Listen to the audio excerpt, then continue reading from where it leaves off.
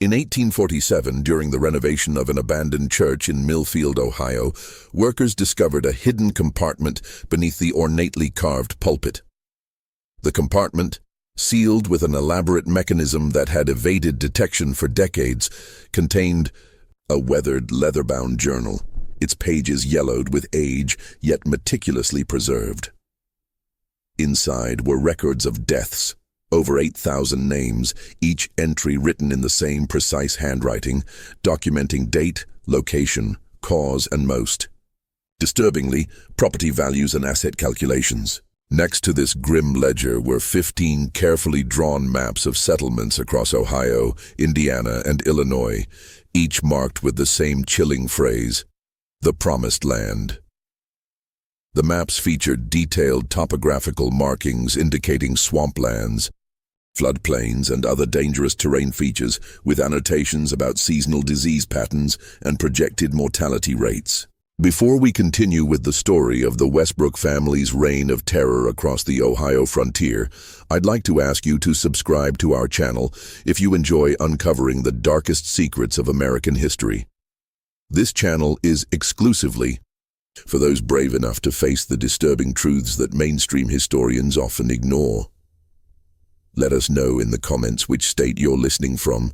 Perhaps you're closer to one of the Westbrook's promised lands than you realize. Now let's return to the beginning of this horrifying tale. The early 1800s marked a period of intense religious fervor across America. The Second Great Awakening swept through the newly formed United States, bringing with it revival meetings, spiritual renewal, and a wave of new religious movements. This religious revolution transformed American society, particularly on the frontier, where the absence of established churches created fertile ground for charismatic preachers and innovative theologies. Joseph Hawkins, the master carpenter overseeing the renovation, later testified that his hands trembled so violently upon reading the first pages that he could barely close the journal. It wasn't just a record of deaths, he told the Cincinnati Enquirer in an interview conducted months later. It was a business ledger, human lives calculated as profit and loss. Church officials immediately contacted local authorities, and Sheriff William Blackwood arrived to take possession of the materials. By morning, however, both the journal and maps had mysteriously disappeared from the locked cabinet in the sheriff's office. 3 days later, Sheriff Blackwood was found dead in his home. Officially recorded as heart failure, though rumors persisted that his skin bore unusual discoloration, and his eyes remained fixed in an expression of absolute terror. The deputy who discovered the body, Thomas Reed, resigned his position the following week and left Ohio entirely, refusing for the remainder of his life to discuss what he had seen in the sheriff's bedroom. For nearly 2 centuries, the Westbrook family's Millfield mystery has remained one of America's most disturbing religious conspiracies, a calculated scheme that claimed thousands of lives through what might be the most sinister land speculation plot in American history. The documents discovered that day in 1847 provided the first comprehensive evidence of a conspiracy that had been whispered about for decades, but never fully proven until that moment. Before we continue with the story of the Westbrook family's reign of terror across the Ohio frontier, I'd like to ask you to subscribe to our channel if you enjoy uncovering the darkest secrets of American history. This channel is exclusively for those brave enough to face the disturbing truths that mainstream historians often ignore. Let us know in the comments which state you're listening from. Perhaps you're closer to one of the Westbrook's promised lands than you realize. Now, let's return to the beginning of this horrifying tale. The early 1800s marked a period of intense religious fervor across America. The Second Great Awakening swept through the newly formed United States, bringing with it revival meetings, spiritual renewal, and a wave of new religious movements. This religious revolution transformed American society, particularly on the frontier, where the absence of established churches created fertile ground for charismatic preachers and innovative theologies. Camp meetings could draw thousands of people who would travel for days to attend, often experiencing what they described as direct divine intervention, fainting, speaking in tongues, and receiving visions that changed the course of their lives. Ohio, having achieved statehood in 1803, represented the gateway to America's western frontier, a place where land was plentiful, oversight was minimal, and ambitious men could reinvent themselves far from the watchful eyes of established society. The state experienced explosive growth during this period, its population increasing from just 45,000 in 1800 to over 580,000 by 1820. This rapid expansion created a chaotic environment where new settlements appeared seemingly overnight, and religious communities could establish themselves with minimal scrutiny. Among the men drawn to this opportunity was Isaiah Westbrook, a failed merchant from Hartford, Connecticut, who arrived in Chillicothe, Ohio, in the spring of 1803. Unlike many settlers who came with dreams of farming or trading, Isaiah arrived with something far more valuable, a vision, or so he claimed. Standing over 6 feet tall with piercing blue eyes and a commanding presence enhanced by a full beard he kept meticulously groomed, Isaiah quickly established himself as a lay preacher, initially working within established Methodist circuits but gradually forming his own independent congregation. He possessed a voice that contemporaries described as thunder wrapped in velvet, powerful enough to reach the back of any gathering yet intimate enough to make each listener feel personally addressed. "God has led me to this place," he told the small group who gathered to hear him speak in the town square that first summer, his voice carrying across the humid Ohio air.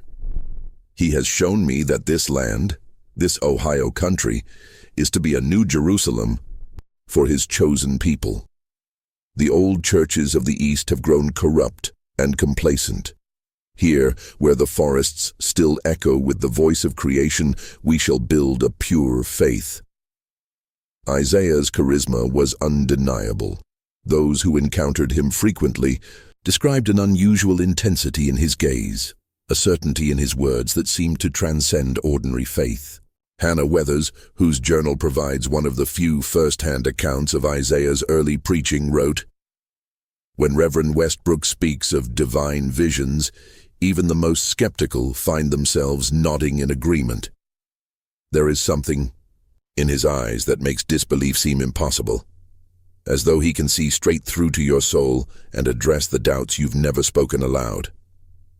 Within months, his roadside sermons were drawing crowds from miles around. By winter, a small but devoted congregation had formed around him, calling themselves the Faithful of the New Promise. Isaiah's theology was a calculated blend of familiar Christian doctrine and innovative interpretations that positioned him as a uniquely authoritative voice. He emphasized direct divine revelation, the imminent establishment of sacred communities, and the special status of those who recognized his calling, elements that would later prove crucial to his scheme. What few of Isaiah's followers knew was that he was not alone in his enterprise. His younger brothers, Daniel and Samuel Westbrook, had arrived quietly in Ohio several months before him, traveling separately and establishing themselves in different settlements to avoid arousing suspicion. While Isaiah preached, Daniel and Samuel were busy purchasing large tracts of land throughout the region, often selecting properties that appeared worthless on paper: swamplands, rocky hillsides, and flood-prone river bottoms. They paid pennies on the dollar for these seemingly worthless parcels, using funds from their family's failed mercantile business in Connecticut, money that rightfully belonged to their creditors. Each brother played a distinct and carefully calculated role in their emerging enterprise. Isaiah, the eldest at 36 when they arrived in Ohio, provided the charismatic leadership and theological framework. With his commanding presence and persuasive oratory, he became the public face of their movement. Daniel, the middle brother at 33, possessed a scholarly demeanor and had studied briefly at Yale Divinity School before financial troubles forced his withdrawal. He crafted the theological justifications for their scheme, producing volumes of religious texts that lent intellectual credibility to Isaiah's visions. Samuel, the youngest at 29, was the practical executor, a shrewd businessman with a talent for property law and financial manipulation who managed their growing portfolio of land holdings. Court records from Connecticut reveal that the Westbrook brothers had attempted a smaller version of their scheme in Rhode Island 2 years earlier, establishing a short-lived religious community that collapsed amid accusations of financial impropriety. They departed just ahead of legal proceedings, leaving behind substantial debts and several investors who claimed to have been defrauded. This earlier failure appeared to have taught them valuable lessons about the scale and isolation necessary for their deception to succeed. The Westbrook brothers established their first permanent church in Millfield in 1805, a modest wooden structure that nonetheless featured an unusually elevated pulpit with ornate carvings, crafted personally by Samuel, who had trained as a carpenter. The pulpit's height was deliberate, placing Isaiah physically above his congregation in a visual reinforcement of his spiritual authority. The church's founding coincided with Isaiah's most significant revelation to date. "God has shown me a vision," he announced to his congregation on a cold January morning, his breath visible in the unheated church. "There is a place, not 30 miles from here, that he has designated as a promised land for our people. A place of abundance where those faithful to our calling shall prosper as never before. The Lord has guided my hand in securing this sacred ground for our community, that we might establish a settlement pure in His sight." This first promised land was located near present-day Logan, Ohio, a marshy area in the Hocking River Valley that the Westbrooks had purchased for a fraction of its assessed value due to its reputation for summer fevers. What Isaiah's followers didn't know was that this land sat in one of the worst malaria zones in the entire Ohio Valley, a fact well documented by earlier settlers who had abandoned attempts to farm there after experiencing devastating losses. James Harrington, a farmer who had briefly settled in the area 2 years earlier and lost 3 children to disease, attempted to warn several families about the danger. "That place is death in summer," he reportedly told Ezekiel Winters, one of Isaiah's most devoted followers, catching him after a service one Sunday. "When the heat comes, the fever follows. I lost 2 children there before I understood what was happening. No amount of clearing or drainage will fix that land. Something in the very air brings sickness." His warnings went unheeded. Isaiah had prepared for such skepticism, incorporating it into his theology. "There will be those who test your faith," he told his followers during a sermon that specifically addressed Harrington's warnings without naming him directly. "Those who fear the promised land because they lack the spiritual protection that comes only through absolute devotion. Satan will send his messengers to plant seeds of doubt in your hearts. This is how your commitment will be tested." By March 1805, 47 families, comprising 192 people, had sold their homes and businesses, pooling their resources to purchase parcels in the Westbrooks' first promised land. The price, while seemingly reasonable, on paper, represented a markup of over 500% from what the brothers had paid just months earlier. Isaiah led them personally to the settlement, helping establish a temporary church and organizing the construction of simple cabins. He remained with them through April, conducting daily services and overseeing the development of the community. The settlement took shape around a central meeting house, with family cabins arranged in concentric circles that Isaiah described as reflecting the divine order of heaven. Each morning began with communal prayer, and 3 times weekly the entire settlement gathered for extended services, where Isaiah expounded on his growing theology of divine selection and spiritual purification through hardship. Eden was not built without labor, he frequently reminded them as they struggled to clear the waterlogged land for planting. The promised land of our ancestors required 40 years of wandering to reach. Our testing may come in different forms, but our reward will be no less glorious. Then, as May approached, and the first mosquitoes appeared in troubling numbers, Isaiah announced another revelation. God calls me to prepare the way for more of his chosen, he declared during an evening service, his voice solemn. I must return to Millfield to guide others to their salvation, that they too might join our holy enterprise.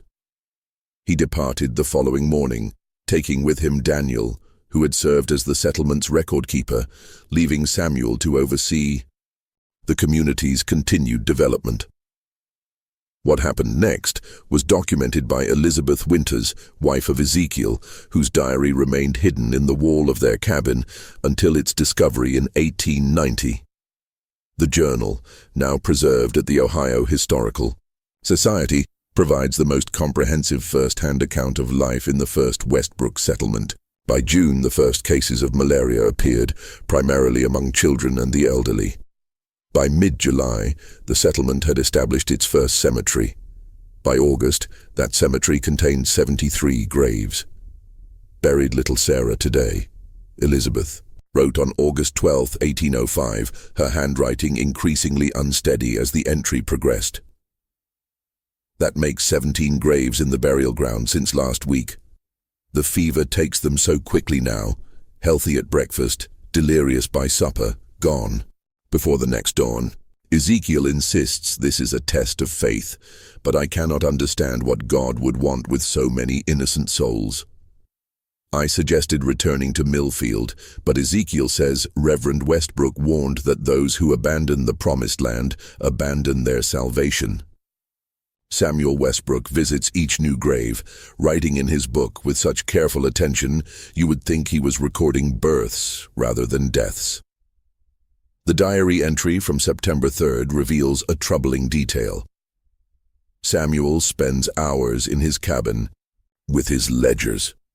Through the window yesterday, I saw him making calculations after the Miller family was found dead in their home. 4 more souls for his books. There is something unnatural in his precision. No grief, only numbers. By October, more than half the settlement's population had perished. The survivors, weakened and impoverished, abandoned their claims and scattered. Many died on the journey to other settlements, their bodies discovered by travelers along the crude roads leading away from the promised land.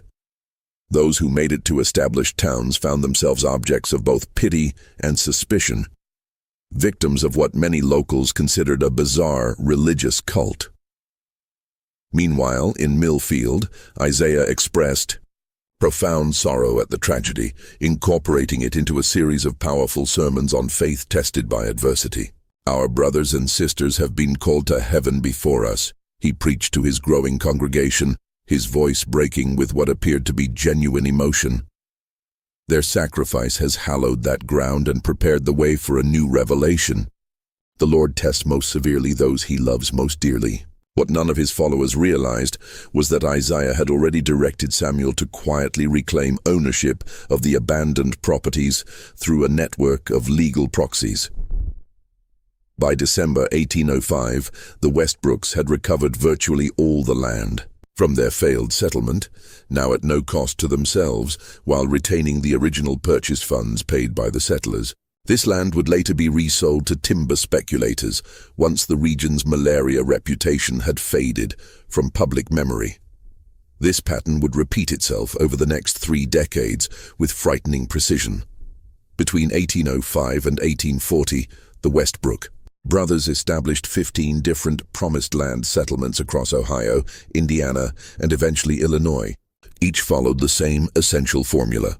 Isaiah would announce a divine revelation identifying a new sacred site.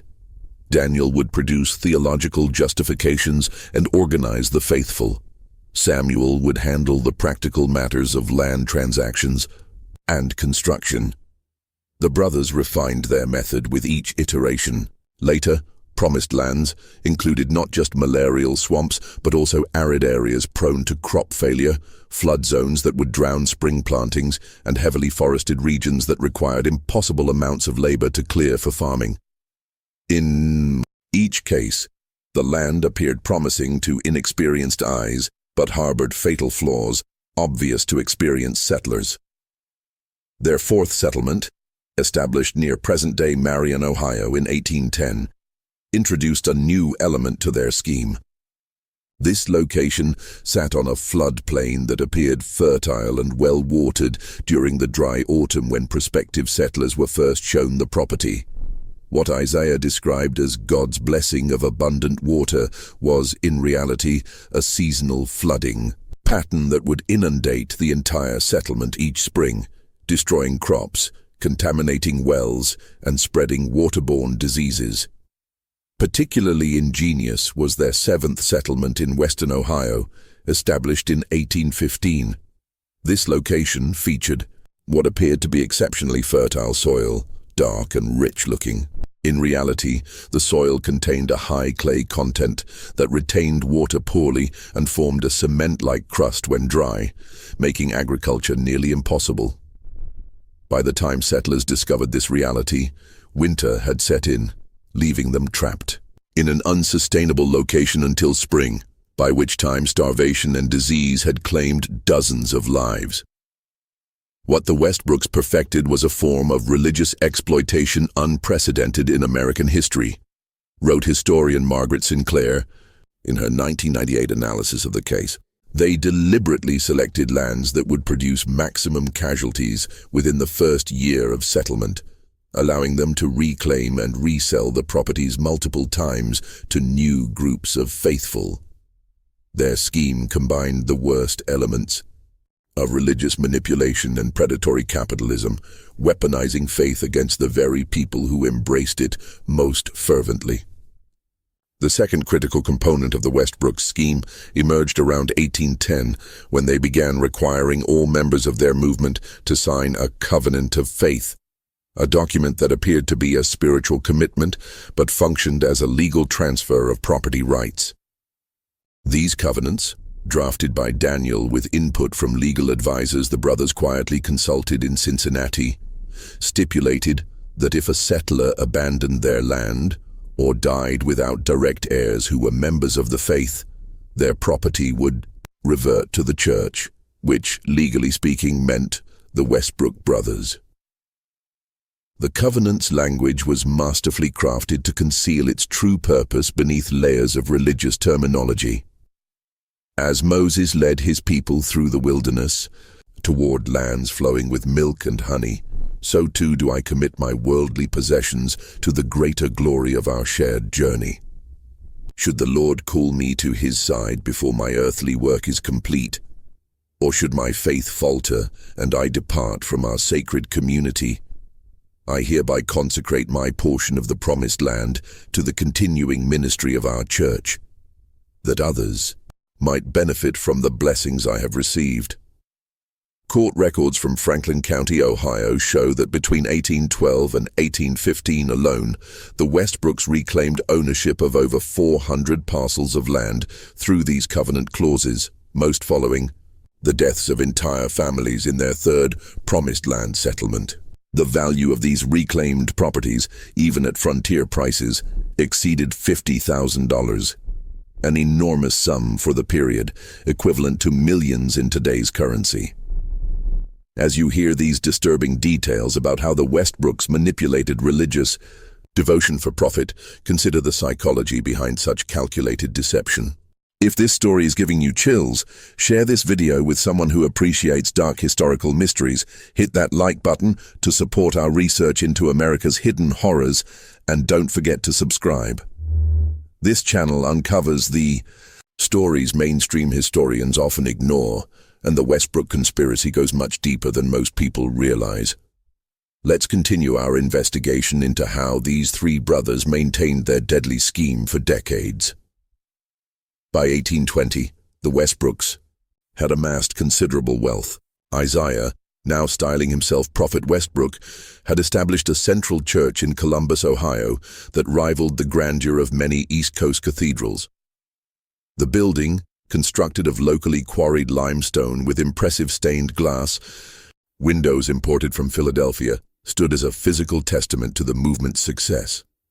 Its most striking feature was a towering steeple visible from miles away, a beacon drawing new converts to the Westbrook's growing enterprise. Daniel had taken the title Apostle of the Scripture and maintained a complex theological framework that justified their increasingly elaborate demands of followers. His prolific writings filled multiple volumes, creating a distinctive theology that combined elements of Methodism, Presbyterianism, and innovative doctrines uniquely suited to the brothers' purposes. His central theological innovation, the concept of progressive revelation, held that God continuously revealed new truths to selected prophets, primarily Isaiah, and that questioning these revelations constituted a form of spiritual rebellion equivalent to heresy. Samuel, the most private of the brothers, managed their extensive property holdings and financial affairs from a fortified estate outside Cincinnati. Unlike his more public brothers, Samuel cultivated a reclusive image, reinforcing the perception that he was engaged in deeply spiritual work requiring isolation.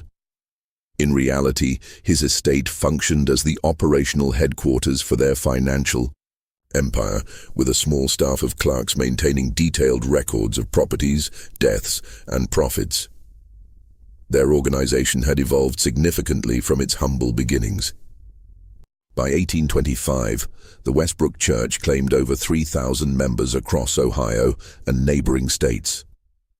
Most of these adherents were not residents of the deadly Promised Land settlements, but rather conventional congregants who attended regular services and provided financial support through tithes and donations. This broader membership provided both legitimacy and a continuous stream of potential recruits for new settlements. The brothers had also developed a hierarchical structure that insulated them from direct involvement in the most controversial aspects of their operation. Elders and deacons, trusted lieutenants who had proven their loyalty, now handled many of the day-to-day responsibilities of settlement management and property transfers. This arrangement allowed the Westbrooks to maintain plausible deniability about conditions in the settlements while continuing to profit from their collapse. Their growing wealth enabled increasingly sophisticated methods of operation. Land purchases were now conducted through a network of shell companies and proxies, making it difficult to trace property ownership back to the church. Settlement supplies were provided through church-owned businesses at inflated prices, creating an additional revenue stream. Even burial services for the inevitable casualties were monetized through a church-controlled mortuary operation that charged grieving families for consecrated caskets and cemetery plots. The brothers might have continued indefinitely had it not been for the arrival of a young woman named Martha Collins. In the spring of 1838, Martha, a 22-year-old from a respected Boston family, traveled to Columbus to visit her cousin Emma, who had joined the Westbrooks Church the previous year. The daughter of a prominent attorney with connections to Massachusetts political circles, Martha had received an education unusual for women of her era, including studies in accounting and property law under her father's guidance. Described in contemporary accounts as possessing a quiet determination and uncommon perceptiveness, Martha initially attended services out of politeness to her cousin, but quickly became concerned by what she witnessed. She noted discrepancies between the church's proclaimed values and its operational practices, particularly the lavish lifestyle enjoyed by the Westbrook brothers, in contrast to the austere conditions encouraged among their followers. Isaiah Westbrook is no ordinary preacher, she wrote to her father in April 1838, in a letter preserved in the Collins family archives. He speaks with an authority that seems to bypass people's reason entirely. When he identifies families chosen for the next Promised Land settlement, they respond as if receiving the greatest of honors, though I've noticed these selections often target those who have recently come into inheritance or sold businesses for cash. There is a calculated pattern to these selections that troubles me deeply. Martha's letter continued with an observation that demonstrated her unusual perceptiveness. The most disturbing aspect is not the content of his sermons, but rather what happens in their aftermath. I have observed Samuel Westbrook, the brother, who rarely preaches, engaged in quiet conversations with church elders immediately following the announcement of chosen families. These discussions have the character of business transactions rather than spiritual counseling. Martha's suspicions deepened when her cousin Emma was selected for the sacred honor of serving as a personal assistant to Daniel Westbrook. This position gave Emma, and by extension Martha, access to the private offices maintained by the brothers in Columbus. Martha leveraged this opportunity with remarkable strategic thinking, crafting a persona of naive devotion that allowed her to move through the church's headquarters without arousing suspicion.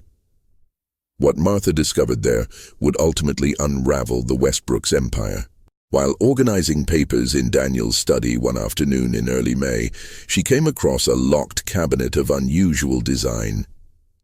Emma, having been entrusted with keys as part of her duties, innocently provided access when Martha expressed curiosity about its contents. Inside, Martha found detailed maps of all 15 Promised Land settlements, with annotations documenting soil conditions, drainage problems, and disease patterns. Most disturbing were the meticulous records of deaths, thousands of names organized by settlement and year, with property values noted alongside each family. These documents revealed the full extent of the Westbrook scheme, including projections of expected mortality rates for each settlement location and calculations of anticipated property reclamation values. One particularly disturbing document outlined what was called the selection criteria for covenant families, a methodology for identifying prospective settlers with maximum financial assets and minimal extended family connections who might later make claims on their property. "I cannot express the horror I felt," Martha later wrote in a deposition given to Ohio state authorities. "These were not records of tragic losses, they were inventory lists, human lives reduced to financial calculations with projected mortality rates for each settlement. They had always known exactly what would happen to these people. The deaths that Isaiah proclaimed as divine tests were in fact carefully engineered outcomes designed to maximize property acquisition while minimizing legal complications." Martha's discovery coincided with the Westbrooks' preparations for their 16th settlement, potentially their most ambitious and deadly. Located in a remote area of southern Illinois, this new promised land sat in a region notorious for both malaria and violent conflicts with remaining Native American populations. Internal documents suggested the brothers anticipated a mortality rate exceeding 70% within 6 months. The Illinois settlement represented an evolution of their scheme. Documents in Daniel's cabinet revealed plans to extend their operations beyond the confines of their own church, with strategies for recruiting settlers from German and Scandinavian immigrant communities who would be less familiar with frontier conditions and American legal protections. The projected revenue from this single settlement exceeded $75,000, more than all their previous operations combined. Over the course of several weeks, Martha secretly copied key documents, including settlement maps and portions of the death records. Working late at night in her boarding house room, she meticulously reproduced the evidence, concealing these copies inside a hollowed-out Bible, an ironic hiding place for evidence of religious exploitation. Her plan was to escape back to Boston with this evidence and alert federal authorities through her father's political connections. However, as the day of her departure approached, she noticed a change in how she was treated within the church community. Church members who had previously been friendly became distant or overly interested in her activities. She observed unfamiliar men watching the boarding house where she stayed. "Emma tells me that Daniel has been asking unusual questions about my activities," she wrote in her final letter home, which was never sent, but later discovered hidden in her Columbus boarding house. "Yesterday, Isaiah invited me to a private prayer meeting to discuss what he called concerns about my spiritual commitment. I declined, claiming illness. This morning I noticed a man following me through the market. I fear they suspect something. If anything should happen to me, please know that the Westbrook brothers are not men of God, but merchants of death. Their promised lands are killing fields deliberately chosen for their deadly conditions. Martha's fears were justified. Unknown to her, a church member had observed her copying documents late one evening and reported this to Samuel Westbrook. The Westbrooks immediately launched a discreet investigation into their potential security breach, with Samuel personally traveling to Columbus from Cincinnati to manage the situation. Church records obtained decades later reveal an emergency meeting of the brothers and their inner circle on May 15, 1838, with the cryptic agenda item addressing the Collins situation. On the evening of May 17, 1838, Martha attempted to board a stagecoach bound for Pittsburgh, the first leg of her journey home. She never made it. According to the stagecoach operator's log, a young woman matching Martha's description approached the station but was intercepted by two men who escorted her away after a brief conversation. A witness later described seeing her enter a church carriage accompanied by a man believed to be Samuel Westbrook. She was never seen again.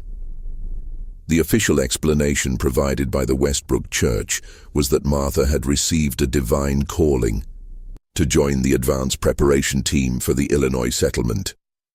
When her family in Boston made inquiries, they received letters supposedly written by Martha, describing her spiritual journey and requesting no further contact with her former life. Handwriting experts would later confirm these letters were forgeries, likely written by Daniel Westbrook, whose scholarly background included training in document preparation. Martha's disappearance might have remained just another mystery had it not triggered a chain of events that would ultimately expose the Westbrooks' crimes. Her father, William Collins, a prominent Boston attorney with connections to Massachusetts Senator Daniel Webster, refused to accept the church's explanation. He traveled to Columbus in July 1838 and launched his own investigation, hiring local detectives and offering substantial rewards for information. Collins was not a man to be underestimated. His legal practice had handled several high-profile cases in Massachusetts, and he approached his daughter's disappearance with the same methodical determination that had made him successful in the courtroom. He established a base of operations in Columbus and began systematically interviewing church members, offering financial incentives for information that quickly exceeded what the Westbrooks could counter. This external pressure coincided with growing internal fractures within the Westbrook organization. Their decades of success had bred arrogance and carelessness. Isaiah's sermons had become increasingly apocalyptic, promising divine retribution against enemies of the faith, thinly veiled threats against anyone who questioned their authority. Daniel had developed a laudanum dependency that affected his reliability, occasionally making contradictory theological pronouncements that confused followers. Samuel, always the most pragmatic brother, had begun transferring assets to accounts in New Orleans, possibly planning an exit strategy. These vulnerabilities created an opening for Jacob Miller, a deacon in the Columbus Church who had served the Westbrooks faithfully for nearly 20 years. Miller had recently lost his daughter and grandchildren in the Illinois settlement's first summer, victims of what church records dispassionately classified as marsh fever. His grief turned to rage when he accidentally discovered documents suggesting the Westbrooks had specific knowledge of the settlement's deadly conditions before sending settlers there. The tipping point came when Miller overheard Samuel discussing Martha Collins' permanent silence with another church elder. The conversation, which took place in what they thought was an empty church office, included references to handling the situation the same way we handled the Peterson woman in 29, an apparent reference to another disappearance that had never been investigated. In September 1838, Miller made contact with William Collins, providing insider confirmation of Martha's discoveries. More importantly, he revealed the existence of the brothers' most closely guarded secret, a master ledger containing records of all deaths, property transfers, and profits from each settlement since 1805. This ledger, which the brothers referred to as the accounting, was supposedly kept in a hidden compartment beneath the pulpit of the original Millfield Church, which now served primarily as a historical shrine for the movement. They call it the accounting, but not in the sense of financial records alone, Miller told Collins in a sworn statement. It's their understanding of a divine accounting, a record they believe justifies their actions. Isaiah has convinced himself that these deaths serve a greater purpose. Daniel has constructed elaborate theological justifications. But Samuel, he sees only the profits. He keeps that ledger as a businessman keeps a record of successful transactions. Armed with this information, Collins approached Ohio Governor Wilson Shannon, who authorized a discreet investigation to avoid tipping off the Westbrooks. State authorities planned a coordinated seizure of documents from multiple church locations for December 1838. But their operation was compromised by a church sympathizer working in the governor's office. Warned of the impending investigation, the Westbrooks initiated what church members were told was a purification ritual. In reality, a massive destruction of incriminating evidence. Fires burned for 3 days at church properties throughout Ohio, with Samuel personally overseeing the removal of financial records from their Cincinnati headquarters. Witnesses reported seeing wagons loaded with document boxes departing for unknown destinations under armed guard. The most dramatic confrontation occurred at the Millfield Church, where Isaiah himself arrived with several loyal followers to retrieve the accounting. They were interrupted by local Sheriff Thomas Redfield, who had received an anonymous tip, later revealed to be from Jacob Miller. The ensuing confrontation left 2 church members dead and Isaiah wounded, but the Westbrooks escaped with most of their critical documentation. This episode launched what newspapers of the day called the Westbrook Exodus. Over the next 3 months, the brothers liquidated what assets they could and fled south toward New Orleans with approximately 60 loyal followers. Their journey was tracked through Kentucky and Tennessee by a combination of private detectives hired by Collins and federal marshals responding to formal charges of fraud and conspiracy filed in Ohio courts. The investigation expanded as they fled, with authorities in multiple states discovering additional evidence of the brothers' crimes. In a Nashville hotel room abandoned by Daniel, investigators found partial records suggesting the brothers had begun exploring similar schemes in Texas and even Central America, with notes about settlement opportunities in regions known for yellow fever and other tropical diseases. The brothers' final days remain shrouded in conflicting accounts. The most widely accepted version, based on court testimonies from former followers who later surrendered to authorities, places all 3 Westbrooks on a steamboat bound for New Orleans in February 1839. According to these accounts, as federal authorities closed in, Samuel betrayed his brothers, escaping with most of their remaining fortune during a stop in Natchez, Mississippi. Sarah Holloway, one of the loyal followers who accompanied the brothers on their flight south, later provided testimony that offered rare insight into the brothers' deteriorating relationship. By Natchez, they were hardly speaking. Isaiah spent his days in prayer, convinced that divine intervention would yet save them. Daniel was barely coherent most days, lost in laudanum dreams. Samuel watched them both with growing contempt. The night before we reached Natchez, I overheard him tell Isaiah, "Your God has abandoned us, brother. It's time I look to my own salvation." Isaiah and Daniel, now fugitives with dwindling resources, reportedly continued to New Orleans, where they attempted to secure passage to Cuba. On the night of March 12, 1839, both brothers were killed in what local police recorded as a merchant dispute turned violent at the New Orleans waterfront. Some historians suggest this convenient end to the manhunt might actually represent an extrajudicial killing sanctioned by authorities who feared the brothers' trial would create embarrassing revelations about how they had operated with impunity for so long. A dock worker who witnessed the incident later claimed that Isaiah died clutching a small leather-bound book to his chest, potentially a portion of the accounting that had not been recovered. His final words reportedly were not prayers, but a defiant claim. "Our work is recorded in heaven. You cannot erase what we have built." Samuel Westbrook's fate remains the most mysterious. Various reports placed him in Cuba, Mexico, and even England in the years following his brothers' deaths. The most credible account comes from Brazilian police records, which document the 1847 arrest of an American calling himself Samuel West for operating a fraudulent religious colony near São Paulo.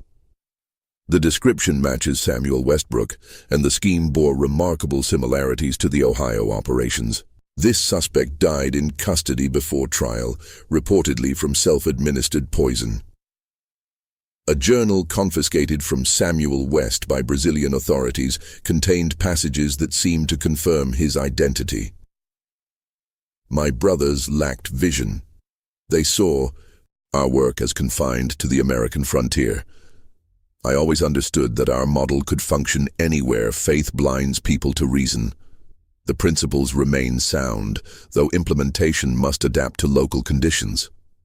What's most disturbing about the Westbrooks isn't just the scale of their crimes, estimated to have caused between 7,000 and 9,000 deaths over 3 decades, but how effectively they exploited America's religious landscape to commit them.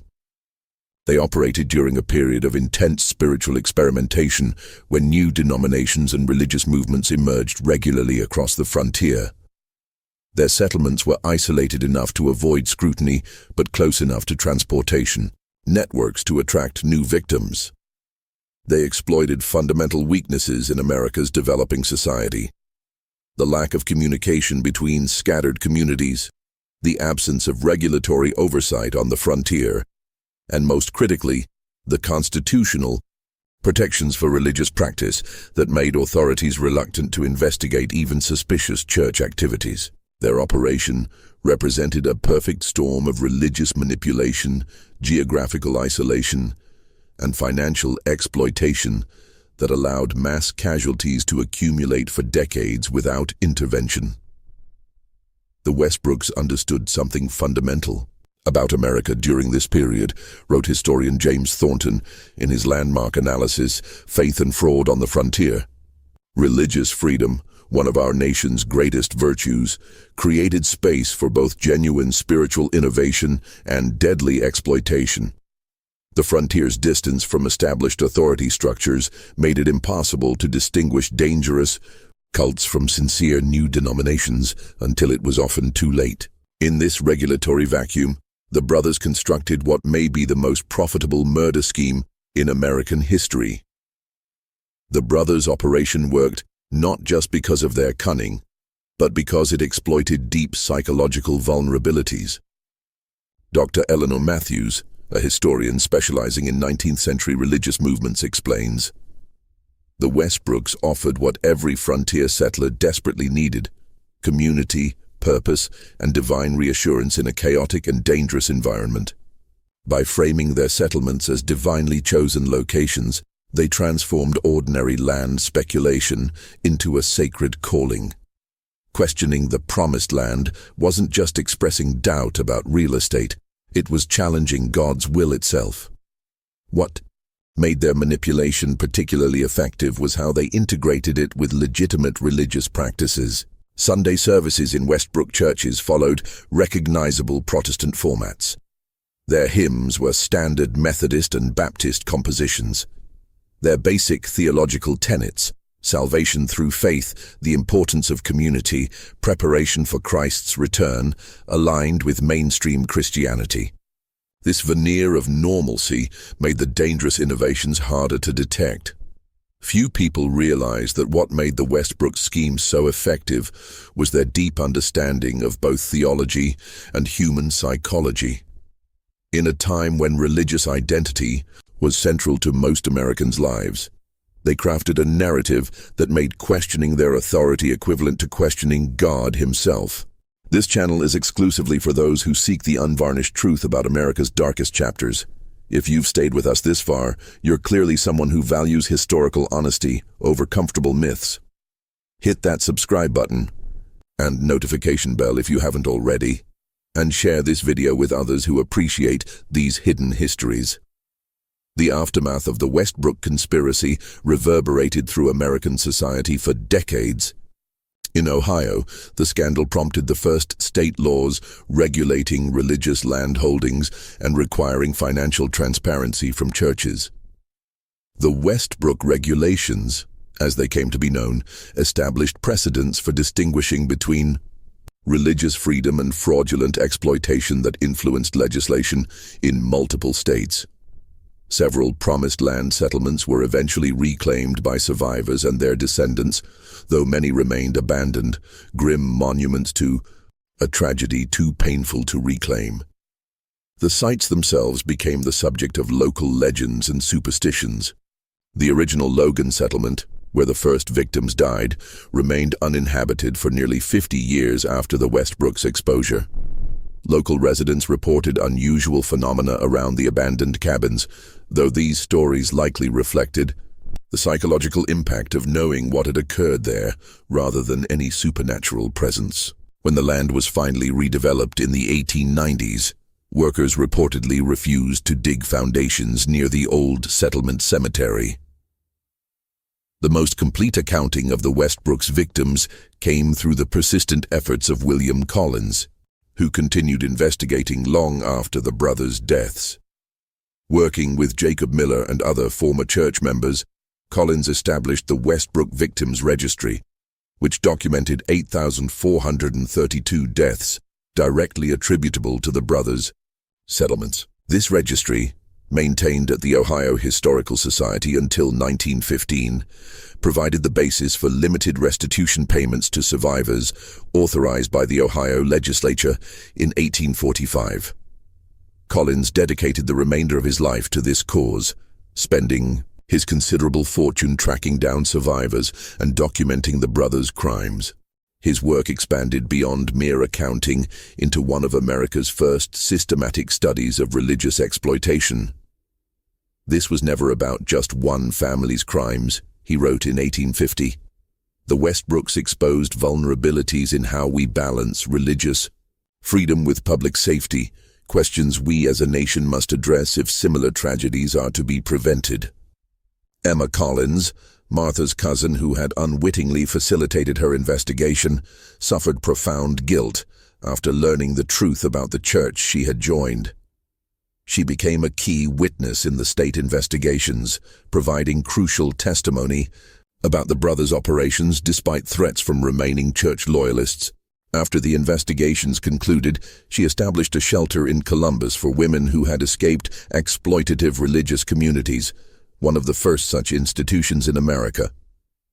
While the physical evidence of the Westbrook conspiracy has largely vanished, their churches demolished, their records destroyed, their settlements reclaimed by nature, certain artifacts periodically resurface. In 1890, a farmer near the site of the original Logan settlement discovered a mass grave containing the remains of at least 40 individuals, including 27 children, all showing signs of death by disease. The grave configuration suggested hasty burial during an epidemic, consistent with Elizabeth Winter's diary descriptions. In 1923, renovations to an old Columbus building revealed a hidden cache of Westbrook Church documents, including partial settlement maps and property transfer records. These papers, now preserved in the Ohio State Archives, provided new insights into the brothers' methodology, including coded language used to disguise their true intentions in official correspondence. Most recently, in 1998, an antique desk purchased at an estate auction in Cincinnati was found to contain a false bottom concealing what appears to be Samuel Westbrook's personal journal from 1830-1832. The journal, currently undergoing authentication at the Smithsonian Institution, contains entries that suggest the brothers may have attempted to expand their operations into adjacent criminal enterprises, including insurance fraud and identity theft. Concepts remarkably sophisticated for their era. Archaeological excavations conducted at several settlement sites in the 1970s revealed physical evidence supporting survivors' accounts. At the fifth settlement location near present-day Springfield, Ohio, researchers discovered the foundations of cabins built in flood-prone locations despite nearby higher ground being available, confirming deliberate placement in hazardous conditions. Analysis of soil samples from several sites confirmed historical accounts of conditions unsuitable for agriculture or long-term habitation. Perhaps most disturbing is the enduring influence of the Westbrooks' theological framework. Elements of their teachings, particularly their concept of chosen settlements and covenants of faith, have appeared in multiple religious movements throughout American history, suggesting their materials circulated long after their deaths. As recently as the 1980s, authorities in Montana dismantled a religious community whose founding documents contained passages identical to the Westbrooks' covenant texts, though no direct lineage could be established. Religious scholars have identified what they term Westbrook patterns in various exploitative movements: charismatic leadership claiming divine authority, isolation of followers in remote locations, and financial arrangements that transfer assets to the organization. The Westbrooks didn't invent religious exploitation, notes theologian Dr. Robert Harmon, but they refined it into a terrifyingly efficient system that has, unfortunately, inspired others. Martha Collins, whose brave investigation triggered the Westbrooks' downfall, was officially declared dead in 1845 after exhaustive searches failed to find any trace of her. Her father established a foundation in her name dedicated to investigating religious fraud, which operated throughout the latter half of the 19th century.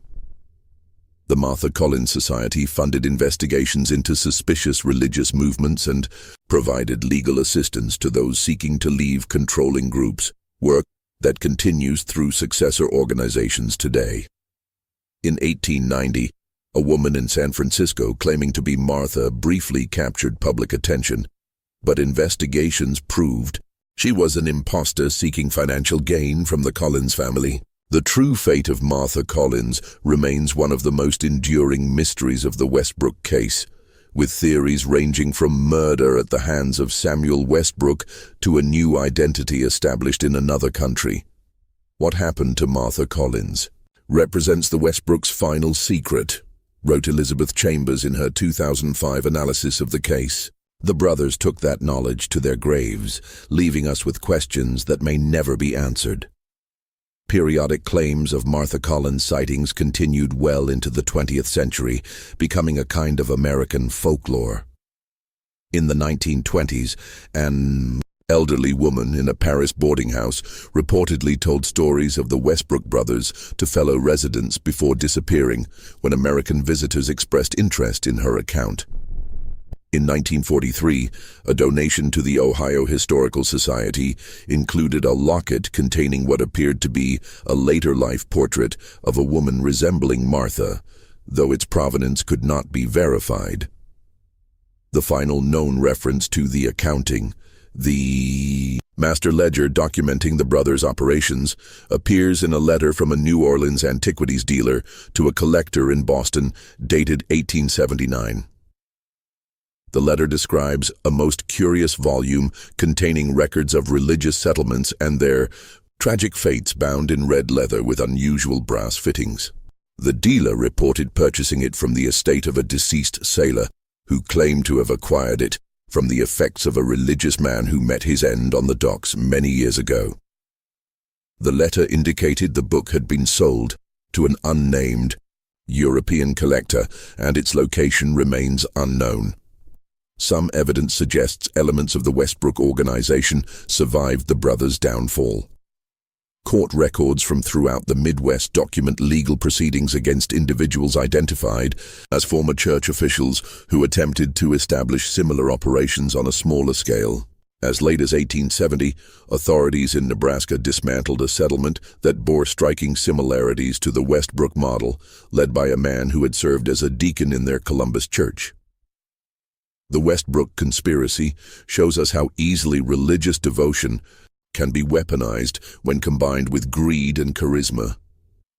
Their story serves as a warning about the dangers of unquestioning faith and the vulnerability of those seeking spiritual meaning. In America's religious landscape, where freedom of belief is foundational but oversight is often limited, the line between sincere spiritual innovation and deadly exploitation remains dangerously thin. What do you think of this dark chapter in American history? Do you believe everything about the Westbrooks has been revealed, or are there still secrets buried in America's religious past? Leave your thoughts in the comments below. If you enjoyed this exploration of America's hidden horrors, subscribe, hit the notification bell, and share with someone who appreciates historical mysteries. This channel isn't for everyone, only for those brave enough to face our nation's darkest truths. See you in the next video.